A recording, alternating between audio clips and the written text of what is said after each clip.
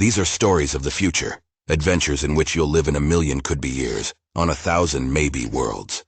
Mars is Heaven is an episode from the radio show X-1, which aired on May 8, 1955. It is based on a short story by Ray Bradbury, originally published in 1948. In this episode, the plot centers around the first manned mission to Mars, led by Captain John Black and his crew. Upon landing, they are astonished to find that Mars looks exactly like a small American town from the 1920s, complete with their deceased relatives and friends. The crew is initially overjoyed to reconnect with their loved ones and explore the nostalgic surroundings.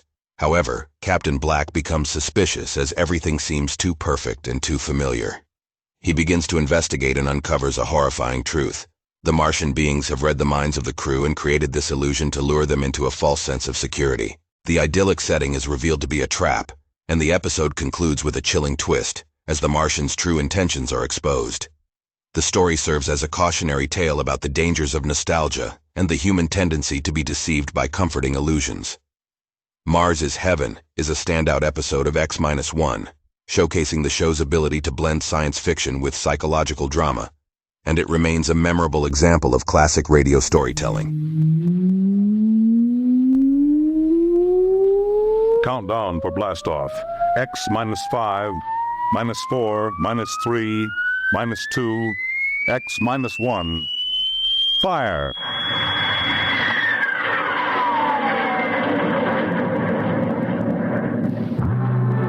From the far horizons of the unknown come transcribed tales of new dimensions in time and space. These are stories of the future, adventures in which you'll live in 1,000,000 could-be years, on 1,000 maybe worlds. The National Broadcasting Company presents minus one.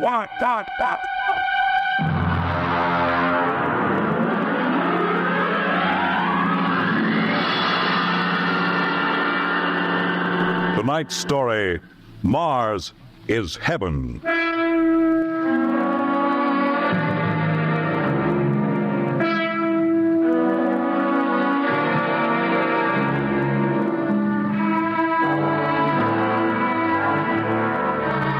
When the first space rocket lands on Mars, what will we find? Only the ruins of a dead and deserted planet? Or will there be life? Intelligent life in some strange form that we can only imagine? Will we be welcomed with open arms? Or will the Martians treat us as invaders? Only one thing is certain. Someday, a giant metal ship will take off from Earth to travel through the black velocities, the silent gulfs of space, to descend at last into the darkness of the upper Martian atmospheres. And on that day, man will finally know the answers. The day we first land on Mars.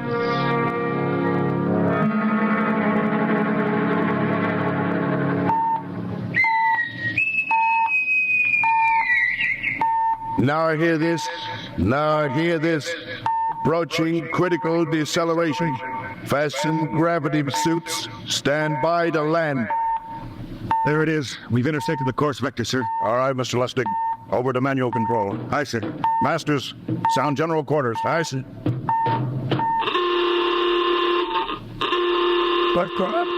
What do you make of the terrain? There seems to be a heavy ground, Miss Captain. We won't be able to use the infrared lights. And we'll have to come in on radar. Isn't that a little risky, sir? Landing in the dark? I'd rather run the danger of a blind landing, Lieutenant, than come in without the cover of darkness. Remember, we don't know what kind of reception is waiting for us down there. Airspeed 500. Altitude now 4,000. Bridge to engine room. Stand by for deceleration. Fire forward tubes 1 and 3.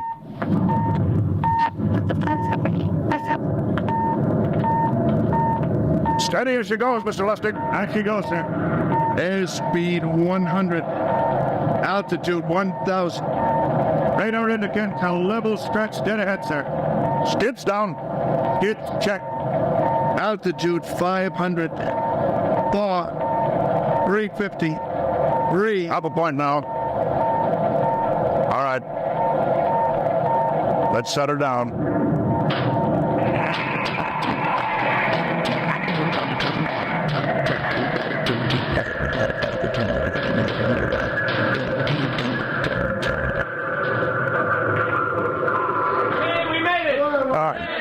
Cut the power. Masters, White battle station. Ison, all secured, sir. Well, gentlemen, we're now on Mars, April 20th, 1987, 4:33 Greenwich time. Enter that in the log, Masters. Well, gentlemen, it's less than 2 hours till dawn. As soon as it's light, we'll send out a landing party. Masters, get me an all-over hookup. We're all set, Captain. Now hear this. All right, men, the smoking lamp is lit. Well, we're on Mars.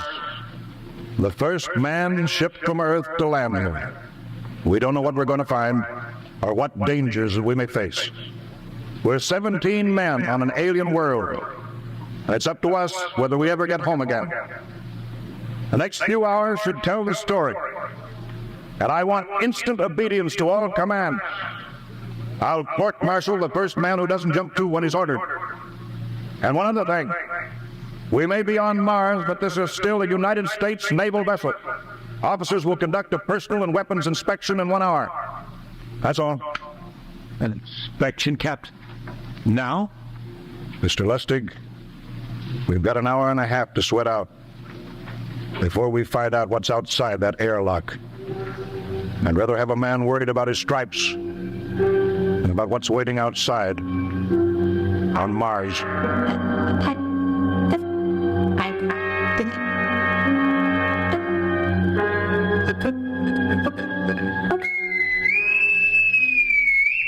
Now hear this. Landing party report to forward airlock.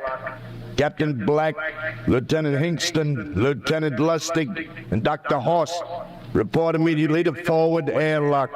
There's now landing time -5. Well, they're paging us. You ready, Dr. Horst?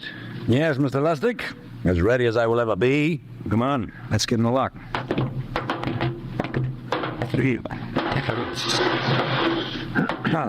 Hingston, Lustig, and Horst reporting in the airlock. Very well, so the captain will join you. 4 minutes to go. At least the captain would get here. What difference does it make? I just want to get it over with, that's all. Anybody got a cigarette? Yeah, I think you're smoking too much, Lieutenant Lustig. Are you nervous? Lay off with you, Horst. Wondering what's hidden outside underneath that ground mist? I've been giving it some thought. It'll be very interesting to find out. A very unusual planet, Mars. Why? It has an atmosphere. A wonderful thing, an atmosphere. Where you find one, you find light. You mean Martians? What do you think they'll look like? Who knows? Intelligent life can take many forms. You mean they may have green skins and eyes on stalks or something? The comic book conception is possible, of course. Or they may have developed far beyond us. Perhaps they have a science that can produce weapons far more dangerous than our atomic missiles. You think we may have to fight our way up?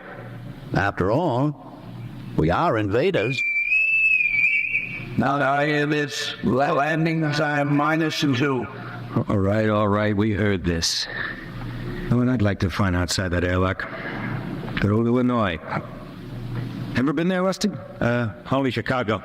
Well, you ought to see my hometown. Green lawns, big white houses. Sounds like my hometown. My grandmother used to have one of those iron deer on the lawn.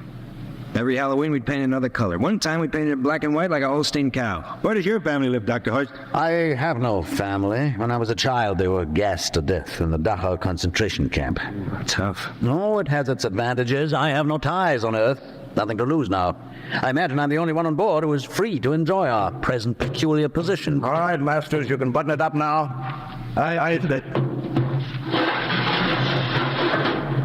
Well, gentlemen, check your sidearms. In 1 minute, we'll be the first men to set foot on Mars.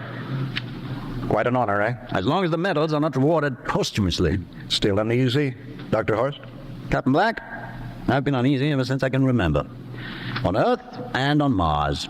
Well, 30 seconds. Give me the intercom phone, Lustig. Yes, sir.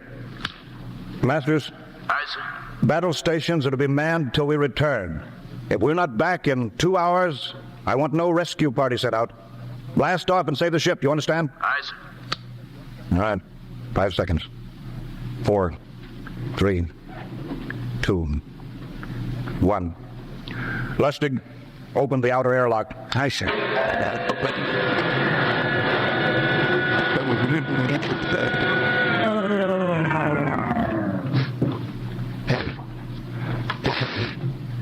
It's fresh air. Let's go. All right, now, take it easy. It's too dark to move fast. Quiet, isn't it? Not even a wind. Can't see anything from this ground this time. We don't know what's out here. All right, come on. What the Captain? I could swear that sounds like a rooster. I don't hear it anymore. Very homely but unlikely sound. A rooster crowing on Mars? Higston, Aye, sir. set that machine gun 25 yards to the flank. We'll stay here till the ground mist lifts. Aye, sir. What do you make of the ground, Horse? Grass. Plain grass. You can see some large foliage there where the mist's thinned down. What the? Hold your fire, you fool! I hear it, Captain. What? Some kind of wild animal. I hit it. I could see the tracers, but it's still standing. Come on, Horst. Doctor, where are you? Out the hand. Admiring the wild animal. Careful, Horst. Wait for us. Don't worry, Captain. It's an iron deer. A lawn ornament. Well, that's impossible. Hollow. Interesting, isn't it? A whitewashed Victorian iron deer sitting on a lawn in the middle of Mars. I don't understand. Look around. The mist's lifting. Hey, Captain, look there. It's a house, a regular old-fashioned house. But, sir, on Mars. Good Lord. I haven't seen carved scrolls and gingerbread like that in years. Look at that port swing. The geraniums. There. I told you it was a rooster, Captain. Give me the glasses, Lustig. I want to take a look through that front window. Well, there's an upright piano. Some sheet music on it. Lustig, it's beautiful Ohio. Yeah. Oh, it can't be, sir. Horst, do you think that civilization of two planets could be identical? I don't know. That specific variety of geraniums is only 50 years old on Earth. Is it logical that they should develop in Mars? How about that porch swing of the piano and beautiful Ohio? Why, it's impossible. Captain Black, this looks like the town I was born in. Well, it looks like my hometown, too. I thought of something, sir. It's the only solution. Maybe we're not the first ship to reach Mars from Earth. Don't be ridiculous, Lustig. Oh, how else can you explain it? Suppose some scientists got together. They invented some spaceship and planted a colony here. That's the only answer. That's impossible, Lustig. In space travel, it couldn't be secret. Do you have any idea what ships cost, what industrial power is needed? No, there's got to be some logical reason. I think perhaps we might find out, Captain. The light just went on in that house. Kingston, cover that door with the machine gun. Aye, sir. All right, come on, Horst. We're going to ring that doorbell.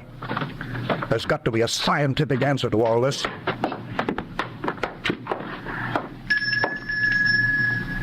And there's something moving in there. Stand back, Horst. Give me a clear shot. Are you sure a bullet can stop a Martian? Steady now. Can I help you? Well, If you're selling anything, it's much to earn it. No, wait just a minute. What town is this? What do you mean? Are you census takers? No. We're strangers here. We want to know how this town got here. Is this a game? No, it's not a game. We're from Earth. From where? From Earth. Do you mean out of the ground? Are you sure you're feeling well? Madam, we came in a flying ship across space. We're from the third planet, Earth. This is Mars. Now do you understand Mars? You go away now, you hear? I'll call my husband from upstairs and he'll chase you. Go on. But this is Mars, isn't it? This is Green Lake, Wisconsin, in the United States of America. Bounded on the east by the Atlantic and on the west by the Pacific. Now go away. Goodbye. Horst, do you suppose it's really possible? I've got to find out more about this. I told you I'd call my husband. Now you go away. You've got to tell me one thing first. What year is this? Year? 1928, of course. For goodness sake. You hear that, Horst? And we know it's 1987, and we know this is Mars. Horst, is it possible that we got fouled up, made some tremendous blunder, circled around, and landed back on Earth? In 1928? Well, maybe some switch in time or dimension. Could we have shifted somehow, gone backward in time? Oh, Horst, this won't hold water. It's not logical. We checked every mile. We went past the moon, out into space. We're on Mars. Lustig out at point. Hingston in the rear. Keep that gun at half load. Aye, sir. Horst, there's got to be some cold, logical solution. Captain! What? That house down the street, the white one with the green shutters. Lustig, what's the matter? I never thought of... Thank God! Lustig, come back here. Running for that house. That crazy fool, after him quick. Lustig, stop! Come down off of that porch. Lustig, what the devil do you think you're doing? Albert. Grandma and Grandpa, it is you. Lustig, what is going on here? Albert, it's been so many years. How you've grown, boy. It's so good to see you. Lieutenant Lustig! Oh, Captain, Grandma, I want you to meet my friends. This is Captain Black. Captain, I want you to meet my grandfolks. Howdy. Any friend of Albert's is a friend of ours. How long have you been here, Grandma? Oh, a good many years, ever since we died. Ever since you what? Oh, yes, sir. They've been dead 30 years. What? Oh, now don't you trouble yourself. It's all right. We're alive again, that's all. You mean to tell me that Mars is heaven? Oh, nonsense, no. All we know is here we're alive again. And who are we to question God's infinite ways? Well, Lustig, we're going back to the ship. But, Captain, I want to talk to my grandpa. Lieutenant Lustig, I don't like any part of this. You'll come back with us if I have to club you and carry you. I said, Now let's go. Heaven only knows what they've run up against back at the ship.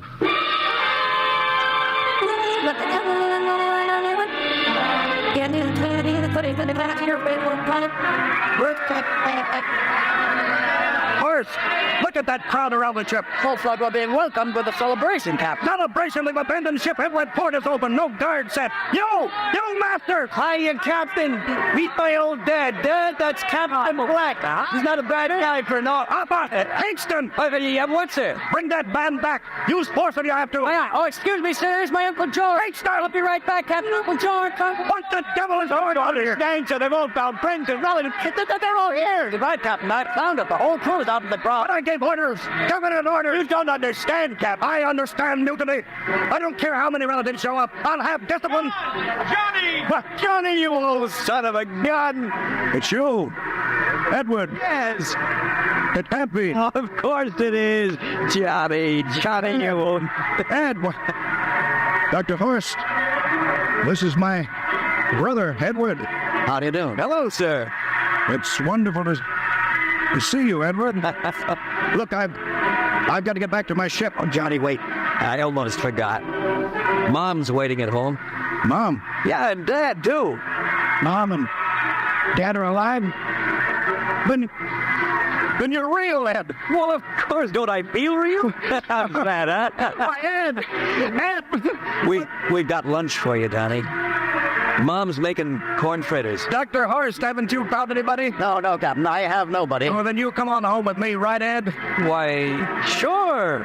Horst, you wouldn't believe it, but it's been 35 years since I had Mom's corn fritters. By George, 35 years. And they're having now.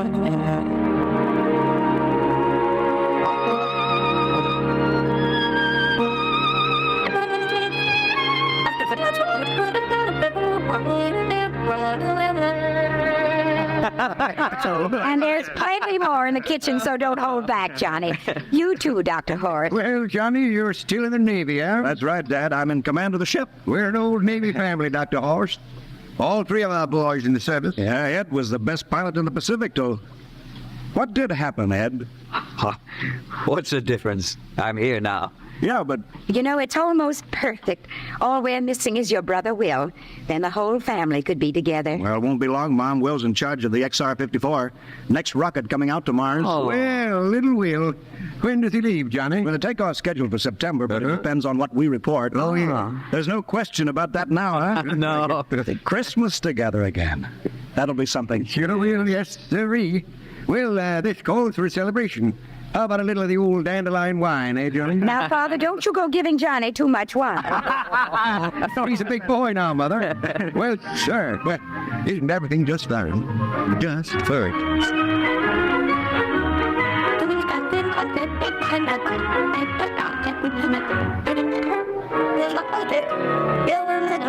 Oh, I'll be melancholy.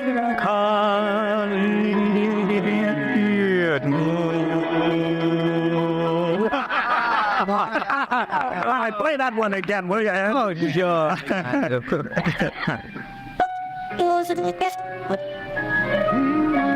Well, Dr. Horst, what are you doing sitting over here alone? What do you think of my little family? Very nice. You know, I can't understand why you didn't find any folks here, Dr. Horst. It's just a shame everybody else is so happy. Well, I never remembered my family, Mrs. Black. All I know is they were gassed at Dachau during the Second World War. When I was liberated, I was in delirium 3 months. I cannot remember anything before then. A psychiatric phenomena. That's terrible. Isn't there anything anybody can do? I don't want to remember. I have not had a pleasant life. I prefer to be free of emotional entanglements. They interfere with the scientific approach. I'm sorry, Dr. Horst. Well, I'll get it. That's our ring, long and 3 shorts. I remember that. Well, maybe we'd better call it a night. You must be getting tired, Johnny. I'd better be going back to the ship. Nonsense. You stay the night. We'd sit. I just couldn't rest thinking of you all alone on that ship. I'll be all right. Well, good night. Oh, wait a minute, Dr. Horst. That phone message was for you. Me? Yes, that's right. A message from Anna. Anna? I don't... Well, there, she must be an old friend. Isn't that nice? I don't... You sure it was for me? I don't remember any Anna. Well, she asked if you were better. Perhaps she's someone who knew you at Dachau. Anna? She said she's coming over here first thing in the morning. So you'll have to stay over. Yes, That settles it then. You stay here, Horst. You can bunk with me in my old room. Yeah, but Johnny, we thought you'd like to be with Edward. So you could talk the way you used to. Well, we can't put Dr. Horst on the daybed. I think we better share the room tonight. Be plenty of time for talking, Ed. Yes, I guess so. I suppose I better drop back to the ship. You know, Ed, security check. But why do you have to do that here? I don't know, Mom. There's no good reason, I guess. Suppose we skip it tonight, eh? Well, good night, everybody. Oh, it's good to have you home, Johnny. It's good to be home, Mom.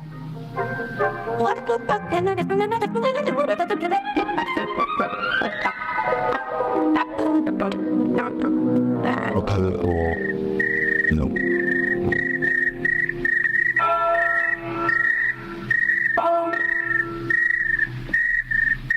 Captain Black, huh? You asleep? No, I've been thinking about what we were expecting. Green-skinned Martians. All the time there was only Mom and Dad and Edward waiting. That's funny what tricks your imagination can play on you. Well, I guess Mars is heaven, Horst. You know, I've been thinking about Martians, too. Captain, just suppose there were Martians, and they saw us land, and suppose they thought of us as invaders. What would be the best weapon they could use against our atom bombs, huh? I don't see what you're getting at. They would want to disarm us first, huh? To wipe out all suspicion, to make us feel at home. Suppose this house isn't real.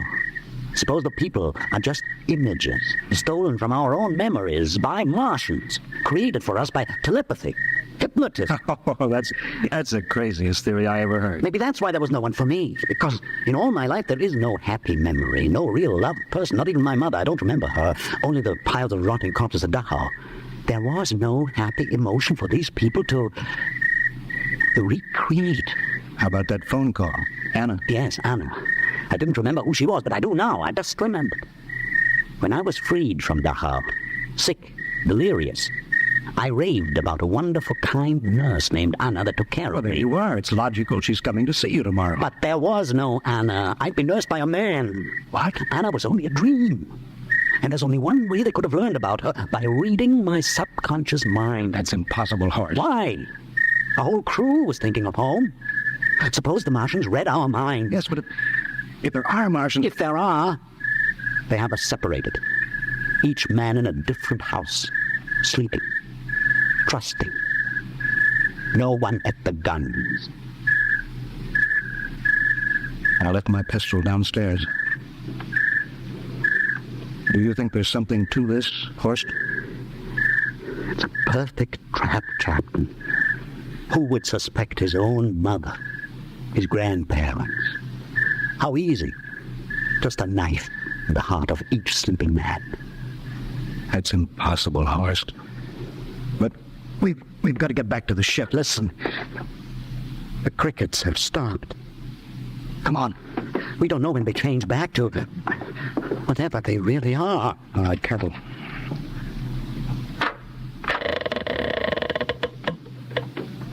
Where are you going, John? Ed, we wanted a drink of water, that's all, Ed. You're not thirsty, John. You don't want a drink. Look out! You don't want a This race! It's changing! He's a Martian! Run, horse! Run! You can't get away. This way, horse! Horse, where are you?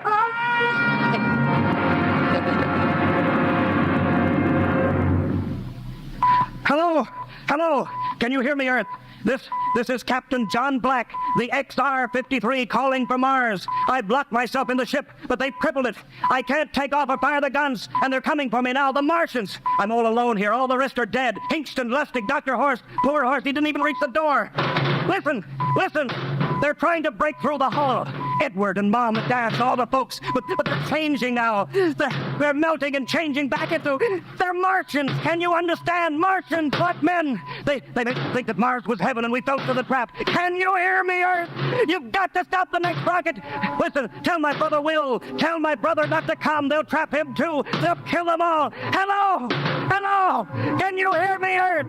This is John Black on Mars. Hello, Earth. This is John Black on Mars. Hello, Earth. Hello, Earth.